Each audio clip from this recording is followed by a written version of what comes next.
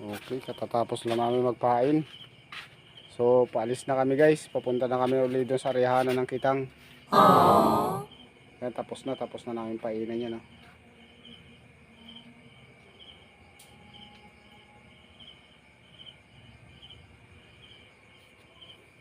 So, doon ulit kami area sa Tinangisan. So, natapos ako magpain. Ang oras ay 12:34. So, area siguro kami ay mga alas 2 na madaling araw. Nasa 1 oras at kalahati pa namin takbo yun. So, update na namin kayo bukas guys. Ginumok ng isda guys. Ito, huli namin oh. May huli nga pala kami ano guys. Musang. What? Alam niyo ba yung isdang musang? Kilala niyo yun?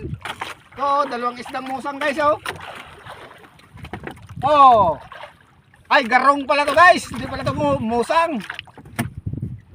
Mag-ina guys, nahuli ko. Ito oh. Anak niya oh. Bago espada ni Judas guys. Ito. Ito guys, mamsa natin oh. Oh. Puro mamsa yan guys. Oh.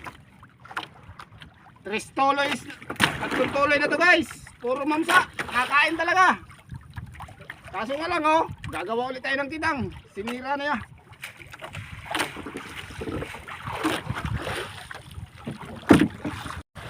Grabe laot namin guys. So ayan oh, kikita nyo yung nasa likuran ko. Yan. Doon, naroon pa yung amin doon. Yan. Kasunod nga pala ito guys ay ano, Burias Island na ito. So nasa kalagitnaan kami ng Burias at Quezon. So ito yung lautan namin guys. Dapa kung tawagin. Kasi dapa talaga ang tao dyan pag inabot ng malakas. What? So guys, update ko na lang kayo mamaya sa timbangan. Uwi na kami.